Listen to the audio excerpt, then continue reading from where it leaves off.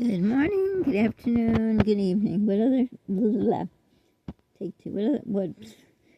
time of day you're watching us. I don't have any pictures of my son. Well, I do, but I don't know. I hope they didn't walk out of the house when he was in the NICU. I wanted to show you one, but don't have it right now, so I'm putting one of my favorite ones up. He is not yellow, it's light off. That year we had gold garland, so it's shining off on him. But anyhow, I want to tell you something. I was watching a video today, and it was a mom in the NICU holding her baby, like you get to hold them skin to skin. Not for a long time, sometimes.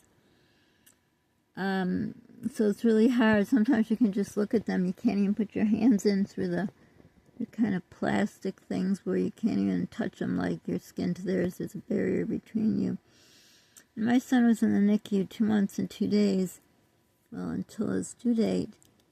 And he's supposed to come home 3 days sooner, but I was there to pick up his apnea monitor and whatever, and they were showing me how to use it, and all of a sudden I saw lights go off, an alarm go off, and calling some kind of code, and I kind of looked over, didn't have my glasses on, said, oh no, something's bad happening to a baby. Come to find out, it was my baby. So he was going to come home a few days earlier. It was horrible, traumatic. My gosh, I still sometimes have a nightmare of that. It was terrible. Everyone goes running, and they had to resuscitate him. Then bringing him home, I was so scared. What if it happened at home? I mean, we were all trained before we brought him home, and knew what to do, and all of it's so scary.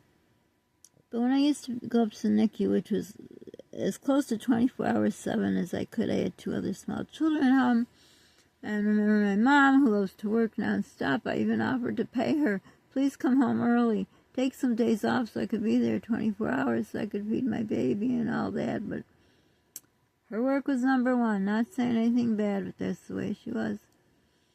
So when I'd be there, when I got to the point where I got to take him out of the isolette and hold him, and all the wires, they gotta, if you've seen any videos of NICU babies, they carefully put the baby in your arms. And I remember the time he was being fed through the NG nose tube, and they had to get all that, and they let me feed him, which really was just you turn on a button basically. But anything was something. But as I'm sitting there, I would hear the alarms go off, and always I would get tense and keep looking at the alarm, keep looking. And there was this one nurse, one of my favorite nurses was there, and I always prayed he'd get him, especially at nighttime. I don't know why. Well, because I had to leave. I shouldn't say nighttime. I left about 4 in the morning. I got up there as quick as I could when my mom got over to watch the other kids. And I'd stay till 4 or 5 in the morning. And it was pretty scary. I had to walk all the way to the garage alone, and it wasn't very safe, but I just had to be there as much as I could. I just thought those poor babies whose parents don't come up. So I was there all the time. And again, I used to look at the machine, and I noticed that mom was looking at the machine too. And so like I said, we had my favorite nurse there, and she kept saying, it's all right, it's all right, it's all right. And then she says, when the alarm goes off, look at the baby, not the monitor. Is his color good? Is he breathing? He's okay. Because the machines would be wonky. First of all, the baby's not on the bed, the isolette. So the machine's a little off. And, being held, maybe his heart rate would go a little too fast, but it's okay. You just look at him.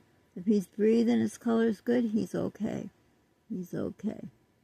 But it was hard, just like her. She was explaining the exact same thing. But she kept looking up the monitor, and it was like, gosh, the memories.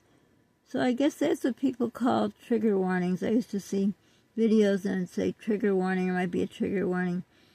I've never had one of those before, but I did this time. I don't know why, but it was like, oh, the memories and the feels and, the scariness, and remembering when I was there to pick him up, and then he couldn't go. They had to resuscitate him, and I didn't want to leave. I wanted to stay there till I could bring him home, and the monitors and the noise, and oh my goodness. So that really set me up. I've never had that before, but it did. Could be the accumulation of, bad things just keep happening here, and I just can't fix them. It's one after another.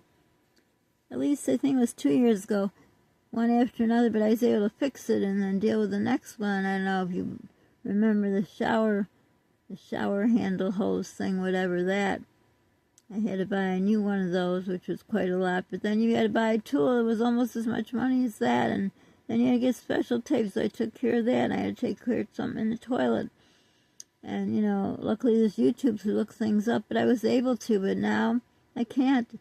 A year or so later, the mortgage payment went up, taxes went up, garbage went up, sewer went up, water went up, and price of food it's out of control. So I don't have the funds with my car, with the problems that it's having. It's got to be fixed. It's on life support itself when I drive it. But then someone slashed my tire. And something else they did that I'm not going to mention here. But anyhow, so I have to get it towed somewhere. And then, see if it can be fixed. I doubt it. I probably need a new tire. Might even need a new rim. That wasn't in the budget. I've never lived in a world where I don't have like a rainy day fund until now.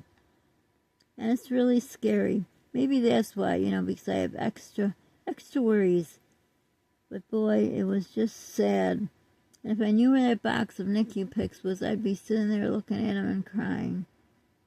I did have a one of those huge video cameras, but somehow that walked out of my house a long time ago. Yep, sadly did. But I would look at them every night when I came home from the NICU, or like I say, morning, 4 or 5 a.m., and I would just look, and oh gosh, it just was so sad. So I feel for that mom in the NICU, because it's not a party, and it's hard. It's hard to leave. But I just wanted to share that. I don't know, has anyone else been a NICU mom? How did you handle it? But it's all worth it when, you see your child grows and thrives and does better than they expected. So again, here we are. No, he doesn't have a yellow face or whatever it looks like. It's the light shining on the gold garland. So, yeah, I think I have my hand on my stomach, so when I talk, when you talk and your stomach goes up when you talk or breathe, that's what's happening. I should have held it with 2 hands. But anyhow, here's a little more positive video. Maybe it's not, but I don't know. The end of it is, yes, he's doing well. Much better than they thought. Still not everything's perfect, but who is perfect? Just wanted to share that with you today. Don't forget to subscribe, like, hit the notification bell so you know when I put up a video. Tell me why you're not commenting. Could you do that much? Why won't you comment? I ask questions, but you don't answer them. Let me know.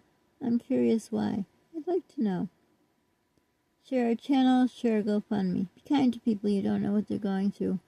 Pay it forward if you can. Be the reason someone smiles today. So for now, thanks for watching. Hugs to all of you, and hopefully this will shut off.